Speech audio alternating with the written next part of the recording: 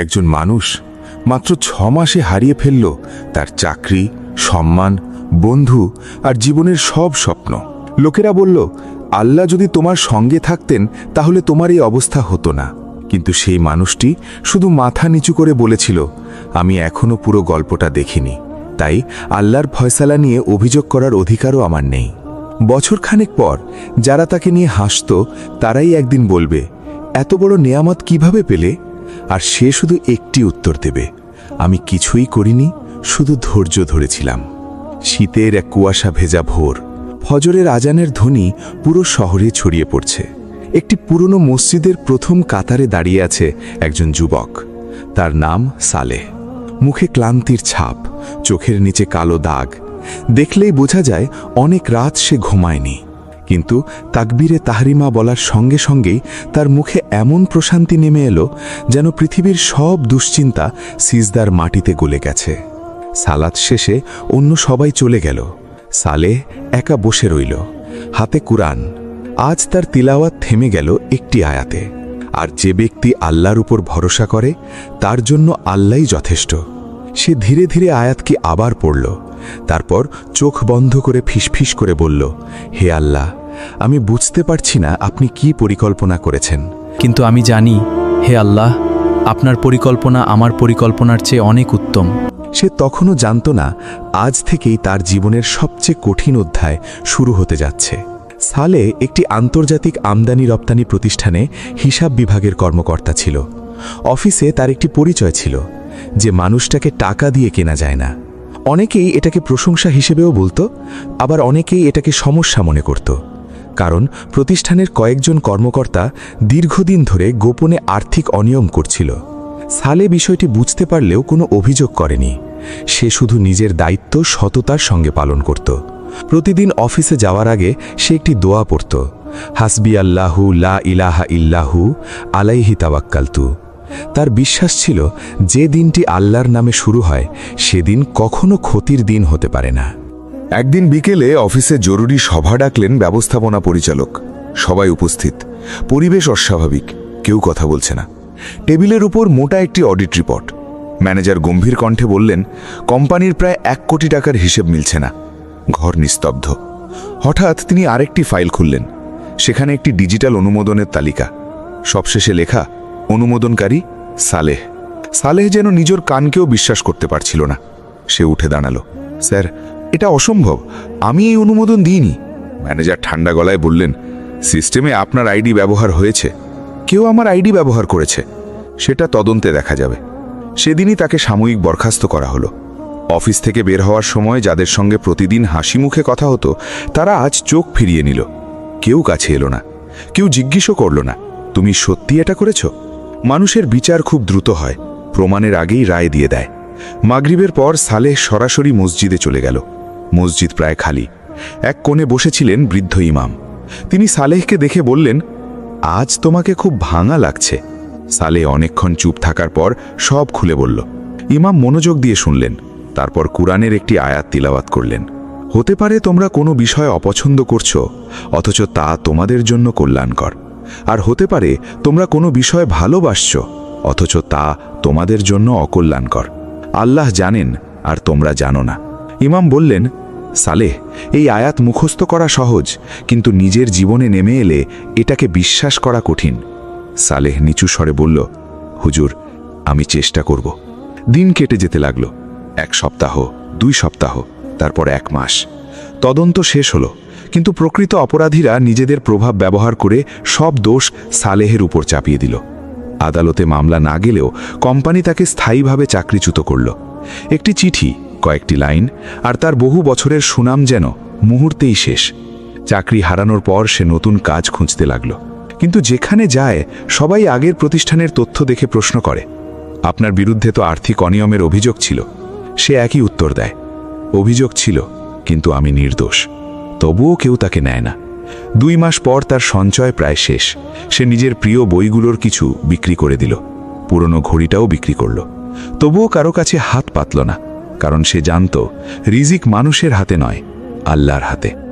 এক রাতে তাহাজ্জুদের সালাতে সে এত দীর্ঘ সিজদা করল যে মসজিদের মুয়াজ্জিন ভেবেছিলেন হয়তো তার শরীর খারাপ হয়েছে। সালাত শেষে মুয়াজ্জিন কাছে এসে বললেন, বাবা, এত কাঁদছিলে কেন? সালেহ মৃদু হেসে বলল, আমি আল্লাহকে জিজ্ঞেস করছিলাম না কেন আমার সঙ্গে এমন হলো। আমি শুধু বলছিলাম, হে আল্লাহ, এই পরীক্ষায় যেন আমি আপনাকে হারিয়ে না ফেলি। বৃদ্ধ মুয়াজ্জিনের চোখ ভিজে গেল। তিনি রাসূলুল্লাহ সাল্লাল্লাহু আলাইহি ওয়াসাল্লামের একটি সহি হাদিস স্মরণ করিয়ে দিলেন, যার কল্যাণ আল্লাহ চান তাকে তিনি পরীক্ষায় ফেলেন। বাবা, মনে রেখো, প্রতিটি পরীক্ষা শাস্তির প্রমাণ নয়, অনেক সময় এটাই হয় আল্লাহর বিশেষ অনুগ্রহের শুরু। পরদিন বিকেলে একটি অচেনা নম্বর থেকে ফোন এলো। ওপাশের লোকটি বলল, আপনি যদি আজ সন্ধ্যায় দেখা করেন তাহলে আপনার সমস্যা শেষ হয়ে যেতে পারে। সালেহ কিছুক্ষণ নীরব রইল। কোথায় আসতে হবে? লোকটি একটি ঠিকানা বলল। সন্ধ্যায় সালেহ সেখানে পৌঁছল। একটি নির্জন অফিস। ভেতরে ঢুকতেই একজন স্যুট পরা ব্যক্তি সামনে এসে বসল। সে টেবিলের ওপর একটি মোটা খাম রাখল। খামের ভেতরে অনেক টাকা। লোকটি শান্ত গলায় বলল, এটা অগ্রিম। সালেহ অবাক হয়ে জিজ্ঞেস করল, কিসের জন্য? লোকটি হাসল। শুধু বলবেন যে হিসেবের ভুলটা আপনার অসাবধানতায়। কিন্তু সেটা তো মিথ্যা। মিথ্যা হলেও আপনার জীবন বদলে যাবে, চাকরিও ফিরে পাবেন। সালেহ খামের দিকে তাকিয়ে রইল। তার পকেটে তখন খুব সামান্য টাকা, সামনে পাহাড় সম সমস্যা, আর টেবিলের ওপর এমন পরিমাণ অর্থ যা তার সব সংকট এক মুহূর্তে শেষ করে দিতে পারে। ঘরের ভেতর নীরবতা। লোকটি আবার বলল, একটি সিদ্ধান্ত আর সব শেষ। সালেহ ধীরে ধীরে খামটি টেবিলের ওপারে ঠেলে দিল। তারপর দৃঢ় কণ্ঠে বলল, মানুষ আমাকে অপরাধী ভাবলে আমি সহ্য করতে পারি, কিন্তু আল্লাহর কাছে অপরাধী হয়ে বাঁচতে পারব না। লোকটির মুখের হাসি মিলিয়ে গেল। সে শুধু বলল, তুমি বড় ভুল করলে। সালেহ কোনো উত্তর দিল না।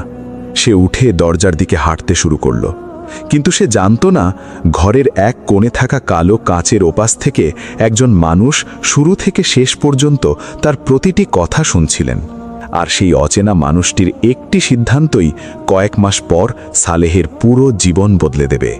সালেহ দরজাটা খুলে ধীরে ধীরে বাইরে বেরিয়ে এলো। রাত নেমে এসেছে, শহরের আলো ঝলমল করছে, কিন্তু তার ভেতরে যেন এক অদ্ভুত প্রশান্তি। হাতে কোনো টাকা নেই, চাকরি নেই, ভবিষ্যতের কোনো নিশ্চয়তা নেই। তবুও তার বুক হালকা, কারণ সে জানে আজ সে ক্ষুধাকে ভয় পেয়েছে, কিন্তু আল্লাহকে ভয় করা ছাড়েনি। সে জানত না যে কক্ষ থেকে সে বেরিয়ে এসেছে তার ভেতরের কালো কাচের আড়ালে বসে থাকা একজন প্রবীণ মানুষ সবকিছু দেখেছেন। তিনি কোনো কথা বলেননি, শুধু টেবিলের ওপর থাকা একটি ফাইলে লিখলেন, চাপের মুখেও সত্য বিক্রি করেনি, পর্যবেক্ষণ চালিয়ে যাও। সালেহ এসবের কিছুই জানত না। পরদিনও সে আগের মতো ফজরের জামাতে হাজির হল। সালাত শেষে দীর্ঘ সময় ধরে কুরআন তিলাওয়াত করল। আজ তার চোখ থেমে গেল সূরা ইউসুফের একটি আয়াতে। নিশ্চয়ই যে তাকওয়া অবলম্বন করে এবং ধৈর্য ধারণ করে, তবে আল্লাহ অবশ্যই সৎকর্মশীলদের প্রতিদান নষ্ট করেন না। সে অনেকক্ষণ আয়াতটির দিকে তাকিয়ে রইল। হযরত ইউসুফ আলাইহিস সালামের জীবনের কথা তার মনে ভেসে উঠল। কূপ, দাসত্ব, কারাগার, তারপর সম্মান। সে মনে মনে বলল, হে আল্লাহ, ইউসুফ আলাইহিস সালামের রব তো আপনি, আমার রবও আপনি। আমি শুধু ধৈর্য ধরতে চাই।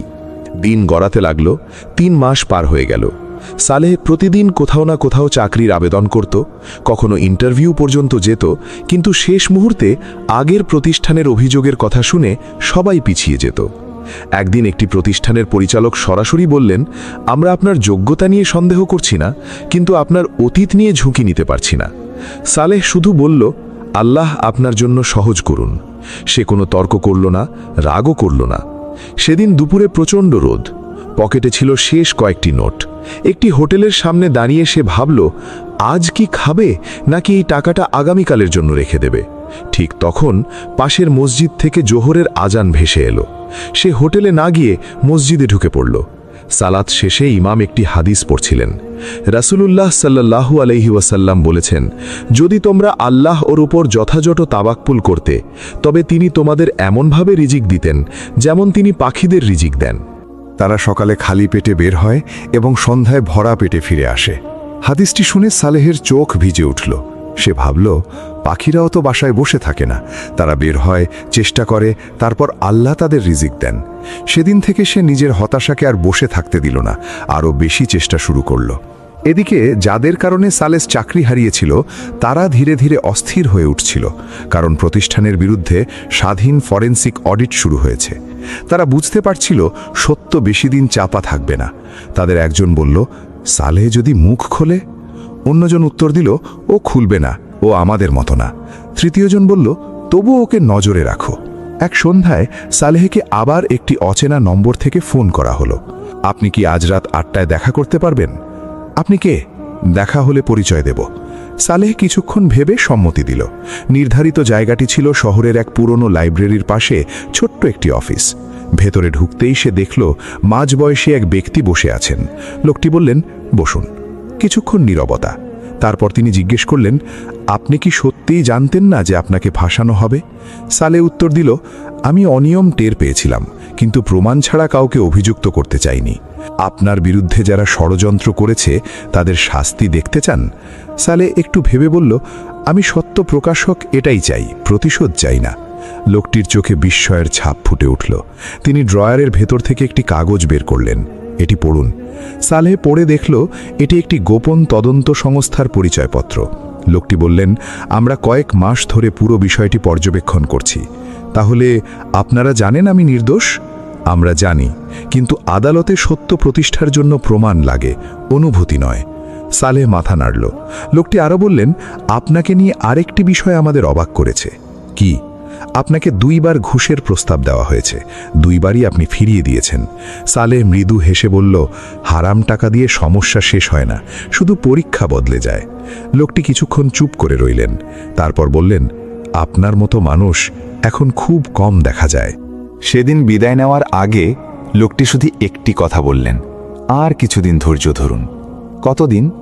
লোকটি হেসে বললেন, সেটা আমি জানি না, তবে এটুকু জানি, আল্লাহর সময় কখনো ভুল হয় না। সেই রাতে সালেহ দীর্ঘ সময় তাহাজ্জুদ পড়ল। সিজদায় সে আর চাকরি চাইল না। সে শুধু বলল, হে আল্লাহ, যদি আপনি চান আমি আরও অপেক্ষা করি, আমি অপেক্ষা করব, কিন্তু আমাকে যেন আপনার উপর ভরসা হারাতে না দেন। তার মনে পড়ল রাসূলুল্লাহ সাল্লাল্লাহু আলাইহি ওয়াসাল্লামের সেই সহিহ হাদিস, মুমিনের ব্যাপারটি কতই না আশ্চর্য, তার প্রতিটি অবস্থাই তার জন্য কল্যাণকর। সুখ এলে সে শুকরিয়া আদায় করে, আর কষ্ট এলে সে ধৈর্য ধারণ করে। উভয় অবস্থাই তার জন্য কল্যাণকর। সালেহ বুঝতে শুরু করল, সম্ভবত আল্লাহ আগে তার সমস্যা দূর করতে চাননি, তিনি আগে তার অন্তরকে শক্তিশালী করতে চেয়েছেন। এদিকে শহরের সবচেয়ে বড় ইসলামিক ওয়াকফ প্রতিষ্ঠানের ট্রাস্টি বোর্ডে একটি বৈঠক চলছিল। প্রধান ট্রাস্টি টেবিলের ওপর একটি ফাইল রাখলেন। ফাইলের প্রথম পাতায় একটি নাম, সালেহ। একজন সদস্য বললেন, এই মানুষটির বিরুদ্ধে তো অভিযোগ ছিল। প্রধান ট্রাস্টি শান্ত কণ্ঠে উত্তর দিলেন, অভিযোগ ছিল, কিন্তু আমাদের হাতে এখন সত্যও আছে। তিনি ধীরে ধীরে ফাইলটি খুললেন।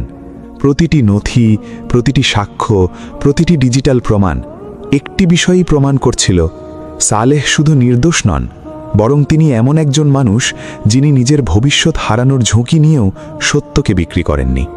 বোর্ডরুমে গভীর নীরবতা নেমে এলো। তারপর প্রধান ট্রাস্টি বললেন, আমরা একজন কর্মচারী খুঁজছি না, আমরা এমন একজন মানুষ খুঁজছি যার ওপর আল্লাহর বান্দাদের আমানত নিরাপদ থাকবে। সবাই নীরবে সম্মতি জানালো, কিন্তু সালেহ তখনও কিছুই জানত না। সে শুধু ভাবছিল, আর কতদিন? আর সেই প্রশ্নের উত্তর নিয়ে ভোরের সূর্য ধীরে ধীরে দিগন্তে উঠতে শুরু করল। ফজরের সালাত শেষ হয়েছে। মসজিদের ভেতর এখনও কয়েকজন কুরআন তিলাওয়াত করছেন। সালেহ তাসবিহ শেষ করে জুতো পরতে যাবে এমন সময় তার ফোন বেজে উঠল। অচেনা নম্বর। আসসালামু আলাইকুম, আপনি কি সালেহ? ওয়ালাইকুম আসসালাম। জি, আমি আল আমানা ওয়াকফ ট্রাস্ট থেকে বলছি। আজ সকাল 9টায় আপনি কি আমাদের প্রধান কার্যালয়ে আসতে পারবেন?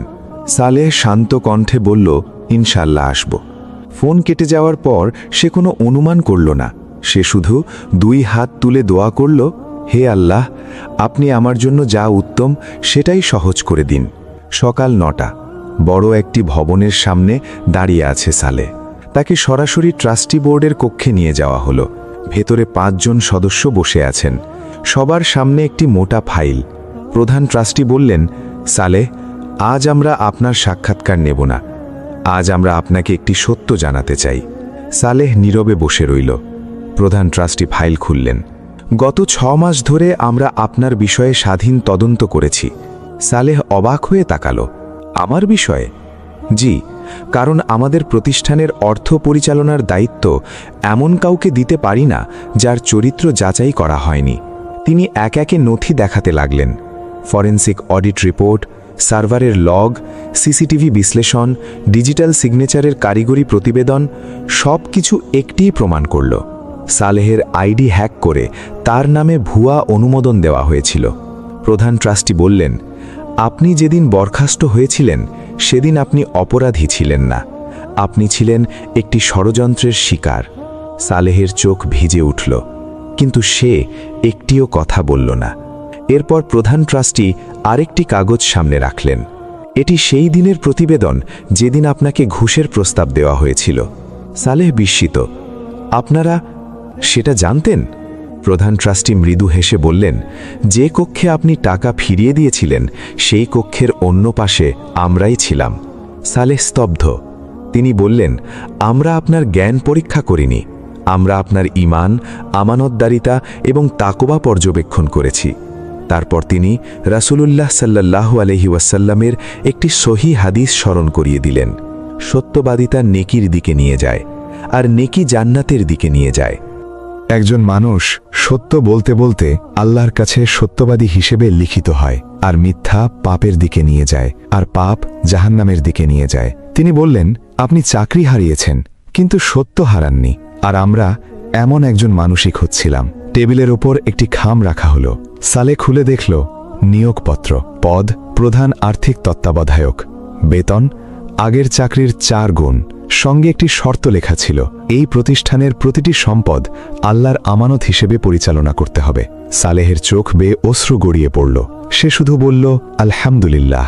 কয়েক সপ্তাহ পর আদালতের চূড়ান্ত তদন্ত প্রতিবেদন প্রকাশিত হল। প্রকৃত অপরাধীরা গ্রেফতার হল। সালেহের নির্দোষিতা আনুষ্ঠানিকভাবে প্রমাণিত হল। যারা একদিন তার দিকে সন্দেহের চোখে তাকিয়েছিল তারা আজ লজ্জিত। অনেকেই এসে বলল, আমাদের ক্ষমা করে দিন। সালেহ মৃদু হেসে বলল, আমি আপনাদের বিরুদ্ধে কোনো বিদ্বেষ রাখিনি। তার মনে পড়ল আল্লাহর বাণী, যে ক্ষমা করে এবং সংশোধনের পথ অবলম্বন করে তার প্রতিদান আল্লাহর কাছে। কয়েক মাস পরে একটি ইসলামিক যুব সম্মেলনে তাকে বক্তব্য দিতে আমন্ত্রণ জানানো হলো।